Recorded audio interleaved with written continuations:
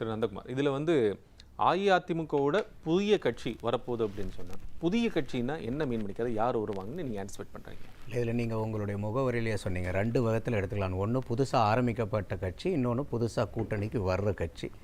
இன்றைக்கி புதுசாக ஆரம்பிக்கப்பட்ட கட்சி யாரை நம்ம எடுத்துக்க வேண்டியது? இப்போ புதுசாக ரெண்டையுமே நம்ம அனலைஸ் பண்ணலாம். புதுசாக ஆரம்பிக்கப்பட்ட கட்சின்னா தாவேகா ஒன்று இருக்குது, அடுத்தது டிவிகே ஒன்று இருக்குது. அது யாருமே பேசுறது இல்லை. திராவிட வெற்றி கழகம். ஓகே, மல்லை சத்யா அவர்கள் வந்து அவர் சொல்லிட்டு ஆல்ரெடி எஸ்டாப்ளிஷ் சொல்லிட்டாரு, நாங்கள் வந்து திமுகவோட தான் போகிறோம்னு சொல்லிட்டாரு. இல்லை, அவர் சொன்னது, நான் சொல்கிறது வந்து புது பார்ட்டி. ஓகே, புதிதாக ஆரம்பிக்கப்பட்ட கட்சிங்கிறது இந்த 2. அப்போ இந்த 2ல் என்ன மீன் பண்ணுறாருன்னு நம்ம பார்க்கணும். கூட்டணிக்குள்ளார புதுசாக வரப்போகிற கட்சினாக்கா இன்றைக்கி அம்மா மக்கள் முன்னேற்ற கழகம் ஆரம்பித்ததுக்கப்புறம் ஏடிஎம்கே கூட அவங்க அலையன்ஸ் வைக்கல. அவங்க என்டிஏ கூட அலையன்ஸ் வச்சாங்க. 2021 அவங்க மதிமுக இது தேசிய முற்போக்கு திராவிட கழகம்லாம் சேர்ந்து ஒரு கூட்டணியாக அவங்க தேர்தலை ஃபைட் பண்ணாங்க. அப்போது ஒரு டிடிவி வந்து இன்றைக்கி அவருடைய பொதுக்குழு மீட்டிங்கில் பேசும்போதே இவ்வளோ நாளுக்கு முன்னாடி வரைக்கும் எதிரியை வீழ்த்துறதை விட துரோகியை வீழ்த்துறது ரொம்ப முக்கியம்னு பேசிக்கிட்டு இருந்தார். அவர் பொதுக்குழுவில் பேசினது பார்க்கும்போது எதிரி துரோகி நண்பர்கள்லாம் இல்லை, அதெல்லாம் கவலையே கிடையாது. தமிழ்நாடுனுடைய நலன் தான் முக்கியங்கிறது அப்படியே அவர் பேசிட்டு இருந்த வீரியத்துக்கும் இப்போ அவர் பேசினதுக்கும் நிறைய வித்தியாசங்கள் இருக்கு. அப்போ புதுசாக கூட்டணிக்குள்ளார வரக்கூடிய கட்சின்னு சொல்லிட்டு டிடிவியை சொல்றாரா? அடுத்தது ஓபிஎஸ் அவர்கள் வந்து கலகம் பண்ணிட்டு இருந்தவர் இப்போ கழகம் ஆரம்பிச்சிருக்காரு. ஸோ அப்போ அந்த கழகமும் இது வரைக்கும் வந்து இல்லை. அது தெளிவுபடுத்துற டெல்லியில் வந்து ஓபிஎஸ் உங்க கூட்டணிக்கு ஓபிஎஸ் அவர்கள் வருவார்களா, சசிகலா அவர்கள் வருவாங்க, இல்ல அவங்க சாப்டர் முடிஞ்சு போச்சு, அவங்க வந்து நாங்க சேர்த்துக்க மாட்டோம் அப்படின்னு டெல்லியில ஒரு பேசிட்டாரு. அதிமுகக்குள்ளார நோ என்ட்ரி போர்டு. என்டிஏ வெளியே சொல்றீங்க? நான் டிடிவிக்கோ சசிகலா அம்மையார் அவர்களுக்கோ ஓபிஎஸ் அவர்களுக்கோ அதிமுகக்குள்ளார நோ என்ட்ரி போர்டு ஆல்ரெடி போட்டாச்சு.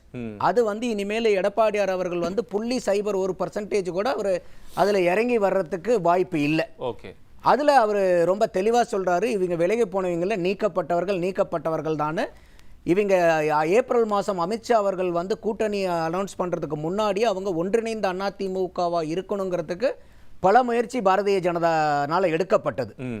அப்பயே வந்து எடப்பாடியார் அவர்கள் ரொம்ப தெளிவாக சொல்லிட்டார், இல்லை இந்த மாதிரிலாம் இருந்துச்சுன்னா அலையன்ஸ்கே வந்து ஏற்படாது அப்படின்னு சொன்னதுக்கு அப்புறம் தான் அந்த அமித்ஷா அவர்கள் காலையில் அன்னைக்கு கூட்டணி அறிவிக்க வேண்டியது சாயந்தரம் தான் கூட்டணியை அறிவிக்கிறாங்க. எடப்பாடி ரொம்ப லேட்டாக தான் வரார். ஸோ டிலே ஆகுது. என்ன காரணம்னாக்கா எடப்பாடியார் அவர்களுடைய டிமாண்ட். அந்த பிரஸ் மீட்லேயே வந்து அமித்ஷா அவர்கள்ட்ட கேள்வியும் வைக்கப்படுது, இந்த மாதிரி இருக்கிறவங்களை நீங்கள் கட்சியில் சேர்த்துக்காங்க, இல்லை உள்கட்சி விவகாரத்தை பூரா அவங்க தான் பார்த்துப்பாங்க, அதுக்கு எங்களுக்கும் சம்பந்தம் இல்லைன்னு சொல்லிட்டாங்க. அப்போ அது வந்து கிளியர் கட் அவர் வந்து எடப்பாடியார் அவர்கள் தெளிவுபடுத்திட்டார். ஆனா என்டிஏக்குள்ளார வரத்துக்கு வாய்ப்பு இருக்கு. இதுலயே சார் அவர் டெல்லியில திரு இபிஎஸ் அவர்கள் பிரஸ் மீட் பண்ணப்போ என்ன சொன்னாங்கன்னா, சார் உங்க கூட்டணி யார் சார் புதுசா எங்ககிட்ட ஒரு கட்சி வரும் சார், அது நாங்க ஒரு சில நாள் அனௌன்ஸ் பண்ணு. யார் சார்? டிடிவி அவர்கள் வர்றாங்களா, நீங்க பேச்சுவார்த்தை நடத்திட்டு சொல்றாங்க சார், நாங்க சொல்றோம் வருவோம் அப்படின்னு சொன்னார். ரிஜெக்டும் பண்ணல, ஆமான்னு சொல்றேன். திரு ஓபிஎஸ் அவர்களையும் சசிகலா அவர்களையும் பத்தி பேசினப்போ டினை பண்ணார், ஃபேக்ஷனாக டினை பண்ணார். நம்ம அதை புரிஞ்சுக்க முடிஞ்சது. இது எப்படி நம்ம பார்க்க வேண்டியது? இல்லை, அதனால தான் சொல்கிறேன். இப்போ நீங்கள் இது எல்லாத்துக்குமே விட வந்து ஜனவரி 23 கிடச்சிரும். மோடி அவர்கள் வராங்க, இங்கே வந்து மதுராந்தகத்துக்கு பக்கத்தில் வந்து நம்ம ஒரு மோடி பொங்கல்னு அவங்க தமிழ்நாடு பூரா கொண்டாட போகிறாங்க. அப்போ அதிமுக தலைமை தாங்கக்கூடிய என்டிஏவுடைய கூட்டணியில் இருக்கக்கூடிய கட்சிகள் யாருங்கிறத பூராமே தெளிவுபடுத்திடுவாங்க. ஈவன் ஐயா ராமதாஸ் அவர்கள்ட்டையும் வந்து பேட்டி எடுக்கப்படுது. அப்போ அவங்கக்கிட்ட கேட்கும்போது நீங்கள் என்டிஏ விட்டு வெளியே போகிறீங்களான்னா, இல்லை நான் ஒன்றும் அதை பற்றி முடிவு செய்யலைங்கிறார். அப்போ என்ன அர்த்தம்னா அவரே வந்து நான் என்டிஏக்குள்ளார தான் இருக்கிறேங்கிறார். வெளியே போகிறதா இல்லை திமுக போகிறதான்னு முடிவு பண்ணலங்கிறார். அன்புமணி ராமதாஸ் அவர்கள் போய் சேர்ந்ததை கூட வந்து அது வந்து சட்டத்துக்கு புறம்பானதுங்கிறார். சட்டத்துக்கு புறம்பானது ஏன் சொல்றாருன்னா, கூட்டணி பேசுறது எங்கூட தான் பேசணுங்கிறார். அப்ப அவருக்கு அன்புமணி ராமதாஸ் அவர்கள் அதிமுக கூட போய் கூட்டணி சேர்ந்ததுல பிரச்சனை இல்லை. அந்த கூட்டணியை நெகோசியேட் பண்ணது யாருக்கிட்ட பேசணுங்கிறது தான் அவருடைய ஒரு கன்சர்னா இருக்கு. அப்ப இன்னைக்கு பார்க்கும்போது பாட்டாளி மக்கள் கட்சி ஐயா ராமதாஸ் அவர்கள் சேர்ந்ததும் வந்து என்டிஏ பக்கம் தான் வரதுக்கு வாய்ப்பு இருக்கு. ஸோ எல்லா அதே மாதிரி வந்து இப்போ நீங்க தேமுதிகவை பத்தியும் பேசுனீங்க. தேமுதிக வந்து பாத்தீங்கன்னாக்கா அவங்களும் இந்த 23 அவங்க 9 அனௌன்ஸ் பண்ணுறாங்க. கடைசியில் வந்து ஒரு கிளாரிட்டி இல்லாதனால எல்லாம், ஏன்னா இப்போ எல்லாத்துக்குமே அரசியல் கட்சிகள் எல்லாருமே வந்து சந்தர்ப்பவாத கூட்டணி தான்.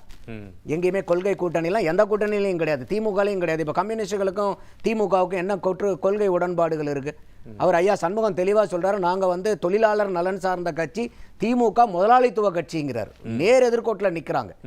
அதே மாதிரி வந்து இன்னைக்கு காங்கிரஸ் வந்து வீட்டுக்கு அனுப்பிச்சு அந்த காங்கிரஸினுடைய கொள்கைக்கு காங்கிரஸுக்கு ஒழிக்கிறதுக்கு தான் திமுக ஆரம்பிக்கப்படுது. அவங்களுக்கும் கொள்கை முரண்பாடுகள் இருக்கு. அப்போ இன்னைக்கு திமுக கூட்டணியும் வந்து பார்த்தீங்கன்னாக்கா கொள்கை முரண்பாடு தான். இப்போ இதில் கூட நிறைய பேர் கொள்கை எதிரி என்ன, அரசியல் எதிரி என்னங்கிறதுல கருத்து வேறுபாடு நிறைய பேர் இருக்குது. சில பேர் ரெண்டும் ஒன்று தானே, ஏன் இப்படி பேசுகிறாங்க? ரெண்டுக்கும் பெரிய வித்தியாசம் இருக்குது. என்ன காரணம்னு கேட்டிங்கன்னாக்கா, இப்போ நான் சொன்னேன் திமுக கூட்டணிக்குள்ளார கொள்கை வேறுபாடுகள் இருக்குது. ஆனால் கொள்கை வேறுபாடுகள் இருக்கிறவங்க அரசியல் காரணங்களுக்காக மக்கள் நல பிரச்சனைகள் சம்பந்தமானக்கா கொள்கை முரண்பாடு இருக்கிறவர்கள் ஒரே கூட்டணிக்கு வருவாங்க. நான் அதான் சொன்னேன், காங்கிரஸ் கம்யூனிஸ்ட்டு, காங்கிரஸ் திமுக, திமுக கம்யூனிஸ்ட் இதெல்லாம். ஆனா இதே நீங்க வந்து அரசியல் எதிரின்னு வாங்க. இப்ப திமுகவுக்கும் அண்ணா திமுகவுக்கும் ஏதாவது கொள்கை வேறுபாடு இருக்கா? அவங்க ரெண்டு பேரும் அரசியல் எதிரிகள். ஆனா அரசியல் எதிரிகள் கூட்டு சேர்றதுக்கு வாய்ப்பு இல்லை. பாஜக காங்கிரஸும் அரசியல் எதிரிகள் பெரிய. இப்ப நீங்க அவங்க நீட்டை பத்தி பேசினாங்க, இவங்க கொண்டு வந்தாங்க, எல்லாமே இவங்க என்னென்னலாம் சொன்னாங்களோ ஜிஎஸ்டி பத்தி பேசினாங்க, கொண்டு வராங்க. சோ அப்ப வந்து அரசியல் எதிரிகள் ஒன்று சேர மாட்டாங்க, கொள்கை எதிரிகள் இணையறதுக்கு வாய்ப்பு இருக்கு. அது அந்தந்த கட்சி தலைவர்கள் அந்தந்த காலகட்டத்துக்கு தகுந்து அவங்க எடுக்கக்கூடிய முடிவை சார்ந்து. வந்து ஓரிரு நாள்ல ஒரு கட்சி வரும் அப்படின்னு திரு இபிஎஸ் சொல்றாங்க. திரு விஜய் அவர்கள் டெல்லி பயணப்படுறாரு சிபிஐ விசாரணைக்கு. போகக்கூடிய சமயத்தில் இந்த வார்த்தைகள், இந்த விஷயம் வெளியே வருகின்ற போது நம்மளுடைய புரிதல் நேச்சுரலி எங்க போகுதுன்னா, ஆட்டோமேட்டிக்கா டிவிக்கு உள்ள வர்றதுக்கான வாய்ப்புகள் இருக்கோ அப்படிங்கிற ஒரு சூழலுக்கு உருவாகுது. திரு அமித்ஷா அவர்கள்ட்ட இது போன்ற தகவல்கள் எல்லாம் சொல்லப்பட்டது போலும் அவர் சொன்னதாகவும் நிறைய விஷயங்கள் பரப்பப்பட்டு செய்தியாக்கப்பட்டு வந்து கொண்டே இருக்கிறது. ஆனால் ரெண்டு பக்கம் தேவைகள் கருதி அது சாத்தியமாகுமா அப்படிங்கிற ஒரு சூழலை தான் இப்ப விவாதிக்க வேண்டியதா இருக்கு. இல்ல அது சாத்தியமாகுதுன்னு அதனால சொன்னேன், சாத்தியமாகறதுக்கு வாய்ப்பு இருக்கு. ஆனா அந்த தலைவர் இப்ப தாவேக்கானா விஜய் அவர்கள் தான் அந்த முடிவை எடுக்கணும். ஆனா நீங்க டெல்லி போறதை மட்டும் இதை வச்சு நீங்க முடிவு எடுக்கணும்னா, இப்ப நம்ம ஒரு இப்ப திமுக காரங்க கூட அவங்க சார்பா பேசுறீங்க கூட என்ன சொல்றாங்கன்னா, அவங்க 2 புள்ளி வைக்கிறாங்க. 2 வித்தியாசமான கருத்துக்களை ஒரே கூடாரத்துல இருந்து பேசுறாங்க. என்னன்னா, இன்னைக்கு பாரதிய ஜனதா விஜய்க்கு அழுத்தம் கொடுத்து அவங்கள வந்து தம் பக்கம் கூட்டணிக்கு இழுக்க பாக்குது என்டிஏக்குள்ளாருங்கிறது ஒண்ணு. இது ஒரு நெரேட்டிவ். அடுத்த நெரேட்டிவ் என்னன்னா, பாரதிய ஜனதா விஜய் அவர்களுக்கு படத்தை ரிலீஸ் பண்ணாமையும் கோர்ட்டுக்கும் வச்சு பண்றது மூலியமா பாரதிய ஜனதாவினுடைய உண்மையான எதிர்ப்பு யாருன்னா தாவேகா தான், டிஎம்கே கிடையாது. அப்போ பாரதிய ஜனதாவினுடைய எதிர்ப்பு வாக்குகளை வந்து பிஜேபியினுடைய எதிர்ப்பு வாக்குகளை தாவேகா போறதுக்காக பிஜேபி பண்றாங்க. இது ரெண்டையும் பேசுற ஆளுங்க யாரு? ஒரே கூடாரத்துல இருந்து தான் இந்த குரல் வருது. அப்ப இது நெரேட்டிவ் செட்டிங். எனக்கு தெரிஞ்சு இதுல எதுல இந்த ரெண்டுலயுமே வந்து முகாந்தரம் இருக்கிற மாதிரி தெரியல. ஏன்னா இன்னைக்கு வந்து நீங்க ஒரு பாரதிய ஜனதா வந்து இப்ப கூட்டிட்டு போய் இப்ப இது பண்ணுனாங்கன்னா, ஒரு விஜய் அவர்களுக்கு உண்மையாலுமே அவங்களுக்கு கூட்டணியில சேர்த்துக்கணும்னு ஒரு ஆசை இருக்குதுன்னு கூட வச்சுக்கோங்களேன்.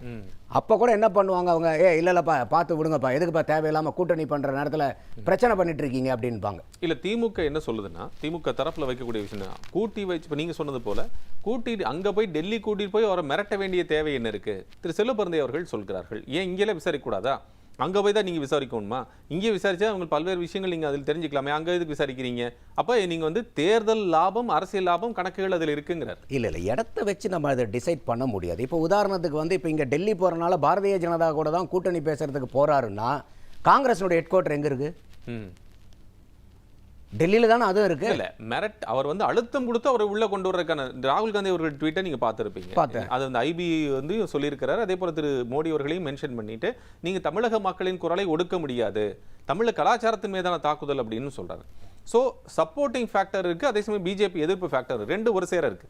இல்ல இப்ப அந்த பார்வையை பார்க்கணும்னா, இப்போ இன்னைக்கு வந்து மோடி அவர்கள் வந்து minister of information and broadcasting L Murugan அவங்க வீட்டில் வந்து பொங்கல் கொண்டாடினாங்க பார்த்தீங்களா? அந்த பொங்கலுக்கு யார் போய் உட்கார்ந்துருந்தாங்கன்னு பார்த்தீங்களா? பராசக்தி டீம். பராசக்தி படத்தை எடுத்தது யாரு? எந்த குடும்பம் எடுத்தது? அதை எந்த கட்சிக்காரங்க எடுத்தது? அது அப்போ அவங்களுக்கும் இன்னைக்கு பாரதிய ஜனதாவுக்கும் முடிச்சு போடலாமா அப்படின்னா? அப்போ அப்படி பார்த்தா அவங்க 2 பேரும் சேர்ந்து, திமுகவும் பாரதிய ஜனதாவும் சேர்ந்து தாவேகாக்கு வந்து நெருக்கடி கொடுக்குறாங்கன்னு எடுத்துக்கலாமா? அதுதான் தாவேகா சொல்றாங்க. அதாவது இப்போ என்ன ஒன்றுனாக்கா, இந்த கண்ணு தெரியாத நபர்கள் வந்து யானையை தொட்டு பார்த்துட்டு யானை இப்படி தான் இருக்குங்கிற மாதிரி அவங்களுடைய கற்பனைக்கு, நம்ம வந்து என்னன்னா ஒரு லார்ஜர் பெர்ஸ்பெக்டிவ்ல பார்க்குறோம் எது நடக்கிறதுக்கு வாய்ப்பு இருக்குது, வாய்ப்பு இல்லாம இருக்குதுங்கிறதுக்காக. அதே மாதிரி இந்த 2026 தேர்தல் வந்து தாவேகாக்கு மட்டும் முக்கியமான தேர்தல் இல்லை, அனைத்து கட்சிகளுக்கு இன்னைக்கு முக்கியமான தேர்தல். திராவிட முன்னேற்ற கழகத்துக்கும் முக்கியமான தேர்தல், அதிமுகவுக்கும் முக்கியமான தேர்தல், நாம் தமிழர் சீமானுக்கும் முக்கியமான தேர்தல், தாவேகாவுக்கும் முக்கியமான தேர்தல்.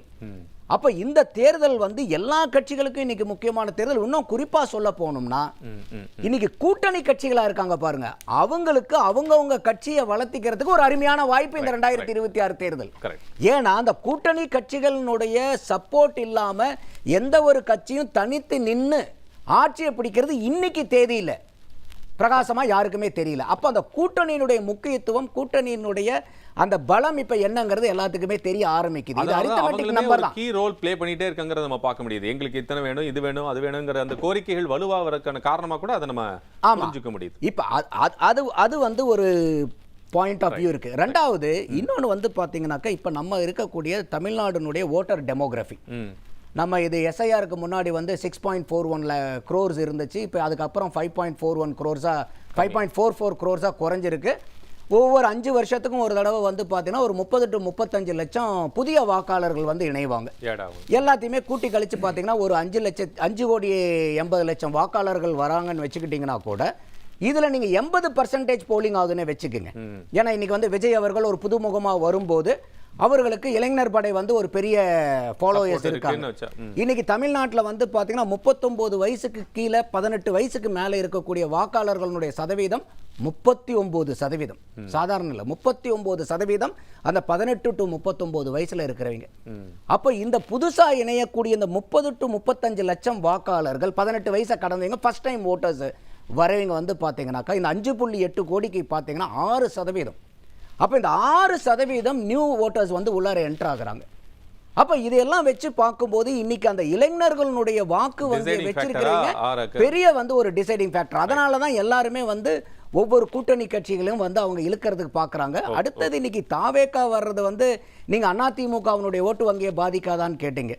என்னுடைய அனாலிசிஸில் வச்சு பார்க்கும்போது இன்னைக்கு விஜயனுடைய வாக்கை எடுத்து அவரை பின்தொடர்களை வச்சு அவருடைய ஓட் பேங்கை செக்மெண்ட் பண்ணணும்னா இளைஞர்கள், மகளிர், எஸ்சி எஸ்டி, மைனாரிட்டி, இது 4 பிரதான பக்கெட் விஜய்க்கு இருக்கக்கூடிய ஓட் பேங்க்ல அசஸ் பண்ணன ஓட் பேங்க்ல. இந்த 4ஐயும் இப்போ அதிகமாக வச்சிருக்கக்கூடிய ஆள் யாருன்னு நீங்க சொல்லுங்க. இளைஞர்கள், மகளிர், மைனாரிட்டி, எஸ்சி எஸ்டி, இது யாரையும் அதிகமாக வச்சிருக்கா? திமுக கூட்டணி தான் வச்சிருக்கு. அப்போ விஜய் அவர்களுடைய வாக்கு சதவீதம் இது வந்து அதிகமாக யாரை இது பெரிய அளவுக்கு பாதிக்கும்னா திமுக கூட்டணியை பெரிய அளவுக்கு பாதிக்கும். அப்ப விஜய் எடுக்கக்கூடிய வாக்கானது ஆன்டி இன்கம்பன்சி வாக்கை மட்டும் எடுக்கிறது இல்ல, அவர் எடுக்கக்கூடியது என்னன்னா திமுகவுடைய கோர் ஓட் பேங்கை கை வைக்கிறார். இன்னைக்கு திமுக வந்து விஜய் வந்ததுக்கு அப்புறம் ஏன் இந்த அளவுக்கு ரொம்ப பதறாங்கன்னா அவங்க ரெகுலரா 15 நாளைக்கு ஒரு தடவை சர்வே எடுத்துக்கிட்டே இருக்காங்க. ஆனா அவங்களுக்கு வர்ற சர்வேல பூராமே வந்து பாத்தீங்கன்னா பெரிய வந்து ஒரு கன்வின்சிங்கான ரிசல்ட்ஸ் கிடைக்கலன்றாங்க. காரணம் என்னன்னா பெரிய த்ரெட்டா வந்து இந்த இம்பாக்டை கிரியேட் பண்றது யாருன்னா விஜய் அவர்களுடைய வாக்கு வங்கி தான் இருக்குது. திரு நந்தகுமார், இப்போ நான் செகண்ட்ல ரொம்ப சுருக்கமாக உங்ககிட்ட கேட்டு பெற விரும்புகிறேன்னா, ஓபிஎஸ் அவர்கள் சசிகலா அவர்களுடைய பாயிண்ட் ஆஃப் வியூ அல்லது அவங்களை எங்கே நம்ம அக்காமடேட் பண்ண போறாங்கிற ஒரு பெரிய கேள்வி இருக்கு. சத்யா சொன்னாரு இந்த மாதிரி வந்து ஒரு ரொம்ப சப்மிசிவா அவங்களை கொண்டு போய் டிவிகே பக்கம் அக்காமடேட் பண்ணுறதுக்கு பாஜக முயற்சி பண்ணும் அப்படின்னு சொல்றாரு. நீங்க அதை சரின்னு எடுத்துக்கிறீங்க? இல்லை, என்னைய பொறுத்த வரைக்கும் அவங்க என்டிஏக்குள்ளார கொண்டு வரத்துக்கு தான் முயற்சி பண்ணுவாங்க. என்ன காரணம்னா இன்னைக்கு நான் சொன்ன மாதிரி இப்போ இந்த எலெக்ஷன் ஒரு நெகட்டிவ் ஃபேக்டராக இருக்குன்னு இல்லை, அப்படி இருக்கிறதுக்கு வாய்ப்பு இல்லை. என்ன காரணம்னு கேட்டிங்கனாக்கா இன்னைக்கு இது வந்து 40% எலெக்ஷன் கேம்லாம் கிடையாது. இப்போ இந்த எலெக்ஷன் வந்து 30 to 35% எலெக்ஷன் கேம் இது. ஓகே, அந்த அளவுக்கு வந்து பார்த்தீங்கன்னாக்கா இது பழைய மாதிரி நம்ம 2024 50% வாங்கினாங்க, இங்கே 40% வாங்காங்கிறதெல்லாம் இல்லை. ஒரு 35% ஒருத்தருக்கு வந்து ரீச் பண்ண முடிஞ்சாவே they can decide the game. இண்டிவிஜுவலாக இது இடையில ஒரு கேள்வி, இண்டிவிஜுவலாக தாவேக்காக்கு 35% வாங்குறதுக்கான ஸ்கோப் இருக்கா? இல்லை, இன்னைக்கு தேதியில் வந்து அது எனக்கு புலப்படலை. பட் அவங்க they have to work towards that. So அதில் வந்து இன்னைக்கு காங்கிரஸ்க்கு வந்து அவங்க நிறையா இடத்துல அவங்க அதுக்கு உண்டான சமிக்கைகள் கொடுத்துட்ருக்காங்க. இப்போ சத்யா சொன்னது கூட வந்து பார்த்தீங்கன்னாக்கா அவங்க யாரும் இதை பற்றி கண்டுக்கல. அதாவது ராகுல் காந்தி ஆகட்டும் இல்லை இங்கேங்கும் போது கண்டுக்கலையும் ஒன்று இருக்குது, யாரையும் அவங்க கண்டிக்கலைங்கிறதையும் நம்ம மறந்துடக்கூடாது. ஏன்னா இந்த கூட்டணிக்குள்ளார இவ்வளோ தூரம் குளறுபடிகள். இன்னும் நீங்கள் ஒரு படி மேலே போய் பார்த்தீங்கன்னா மாணிக்கம் தாகூர் அவர்களுடைய ட்வீட்டை எடுத்து பார்த்தீங்கன்னா தம்பி அப்படின்னு ஆரம்பிக்கிறார். காங்கிரஸ்காரங்க யாரும் தம்பின்னு ஆரம்பிக்க மாட்டாங்க. தம்பின்னு ஆரம்பிக்கிறது யாரு? திராவிட முன்னேற்ற கழகம். அவங்க மொழியிலேயே தம்பின்னு ஆரம்பித்து அதில் இன்னும் ஒரு படி மேலே போய் அல்ட்ர சில்ட்ர ஐடி விங்குங்கிறார். அவங்கள மாதிரி நம்ம அநாகரிகமாக நடந்துக்க கூடாது, நம்ம நாகரிகமாக இது பண்ணணும். அது மாதிரி தான் நம்மளைய ராகுல் காந்தி தலைவர் ஆகட்டும், அம்மா சோனியா காந்தி நம்மளை வழி நடத்திட்டு இருக்காங்கன்னு அவ்வளோ காட்டமான விமர்சனம். அதே மாதிரி எல்லா இடத்துலையுமே இன்னைக்கு எம்எல்ஏக்கள் யாரும் சொல்றாங்களாங்கும் போது எதிர்க்கட்சி காங்கிரஸ் கட்சியினுடைய சட்டமன்ற தலைவர் ராஜேஷ்குமார் பேசுறாரு. அவர் வந்து ஒரு ரெப்ரசன்டேட்டிவா நம்ம எப்படி எடுத்துக்க முடியாம போயிடும். அதே மாதிரி இன்னைக்கு ஜோதிமணி பேசுறாங்கன்னா எம்பி, காங்கிரஸினுடைய எம்பி. இன்னைக்கு திருச்சி வேலுசாமி ஐயாவை கூட நீங்க வந்து புறந்தள்ளலாம், ஆனா அவரையும் புறந்தள்ள முடியாது. ஏன்னா அவர் சொல்றாரு, நான் உண்மையான காங்கிரஸ் கட்சி தொண்டை இருக்கிறதுலே நான் தான் சீனியர், நான் தான் காங்கிரஸ்காரன்னு சொல்றாரு. என்னைய காங்கிரஸ்காரன்னு அங்கீகரிக்கிறதுக்கு யாருக்கிட்டையும் தகுதி இல்லை அப்படின்னு சொல்லிட்டு இன்னைக்கு திமுகவை விமர்சிக்கிறது அண்ணா திமுக கூட அந்த அளவுக்கு விமர்சிக்கல. காங்கிரஸ்காரங்க இன்னும் குறிப்பா ஐயா வேலுசாமி அவர்கள் பயங்கரமா சாடுறாரு. இன்னும் இந்த பராசக்தி படத்துல வந்தது கூட பாத்தீங்கன்னாக்கா இப்ப சொந்த காசுலயே திமுக சூனியம் வச்சுக்கிச்சோன்னு பாக்குறேன் நான். இப்ப அவரு இந்த இடத்துல வந்து என்ன சொல்றாருன்னா, நீங்க இந்திய எதிர்ப்புக்கு திமுக போராடிச்சுனீங்களே, அவங்களுடைய மகளே வந்து இந்திய படிச்சுட்டு பட்டம் வாங்கலையான்னு கேட்கிறாரு. பேரனுக்கு வந்து மத்திய அரசாங்கத்தில் வந்து நீங்கள் எதுக்காக மந்திரி பதவி கேட்குறீங்கும் போது, ஏங்க அவர் அருமையான ஹிந்தி பேசுவார், அதனால் அவருக்கு மத்திய அமைச்சர் பதவி கிடைக்கிறதுல என்ன குறைபாடுன்னு கேட்டார் ஐயா கலைஞர் அவர்கள்னு. அப்போ ஊருக்கு வந்து இந்திய எதிர்ப்பு சொல்லிட்டு தன்னுடைய குடும்பத்துக்கு ஹிந்தி படிக்க சொல்லி கொடுத்துட்டு இந்த அளவுக்கு வந்து ஒரு இரட்டை நிலைப்பாடு எடுத்திருக்காங்க. அதே மாதிரி ஐயா காமராஜரை பற்றி பேசின போது அந்த திருச்சி சிவா மூலியமா ஐயா திருச்சி வேலுசாமி எல்லா சேனலுக்கும் போயிட்டு திமுக இந்த தமிழகத்துக்கும் தமிழர்களுக்கும் என்னென்னலாம் துரோகங்கள் செஞ்சிருக்குன்னு பட்டியல் போட்டு எழுதுறாரு அவர். இந்த ஆஸ்பெக்ட்ஸ் வச்சு பார்க்கும்போது காங்கிரஸ் வந்து ஒரு எங்கேயோ ஒரு சமிக்கை உங்களுக்கு கொடுக்கறதாக நீங்க நல்லாவே சமிக்கை கொடுக்குறாங்க. இதை வந்து விஜய் அவர்கள் தெளிவா he has to catch this. Okay, அதை புரிஞ்சுக்கிட்டு அவங்க வர்றதா பேசுறாங்கிறத விட விஜய் அவர்கள் முயற்சி எடுக்கணும் இந்த இடத்துலங்கிறேன். அப்ப விஜய் அவர்கள் முயற்சி எடுத்து இந்த இடத்துல காங்கிரஸை வந்து தன்னோட கொண்டு வர்றாருனாக்கா, தன்னோட கொண்டு வர வைக்கிறதுக்கு விஜய்னால முடிஞ்சதுன்னா அது வெறும் காங்கிரஸோட மட்டும் இருக்காது. அப்ப விஜய் காங்கிரஸ் கூட வரும்போது என்ன ஆகும்னா, இன்னைக்கு வரைக்கும் திமுகவுக்கு நான் எவ்வளவோ பிரச்சனைகள் இருந்தாலும் இன்னைக்கு ஆன்டி இன்கம்பன்சி இருக்குது, கவர்மெண்ட் எம்ப்ளாயிஸ் வந்து ஃபுல்லா கொதிப்பு நிலையில இருக்காங்க. அதே மாதிரி மகளிர் சைட்லயே ஆகட்டும் இந்த ஓட் பேங்க் அங்க போகுது. இன்னைக்கு அவங்கள காப்பாத்துறது யாருன்னாக்கா இன்னைக்கு மைனாரிட்டி வாக்கு. திமுக வந்து மைனாரிட்டி வாக்க ஏன் வாங்குது அப்படின்னு நீங்க ஆழமா போய் அனலைசிஸ் பண்ணீங்கன்னா, காங்கிரஸ் திமுக கூட்டணியில் இருக்கிறனால தான் இந்த மைனாரிட்டி வாக்கு. அப்ப காங்கிரஸையும் வந்து இவர் விஜய் அவர்கள் வந்து இந்த இடத்துல கூட்டணிக்கு கொண்டு வந்துட்டாருன்னா அது காங்கிரஸோட மட்டும் நிக்காது, பல கட்சிகளை வந்து விஜய் அவர்களுடைய கூட்டணி பக்கம் இருக்கும். அது சாத்தியப்படுத்த முடிஞ்சதுன்னா விஜய் அவர்கள்னால இப்ப விஜய் அவர்களே சொல்றாரு பாருங்க, எங்களுக்கும் டிஎம்கேக்கும் தான் ஃபைட்டுன்னு. அது அப்படியே பிளேட் மாறி அதிமுக என்டிஏ கூட்டணி வெர்சஸ் டிவிகேன்னு மாறும். அப்ப திமுக 3வது இடத்துக்கு தள்ளப்படும். அதுக்கான சாத்தியக்குறை இருக்குன்னு நினைக்கிறேன்.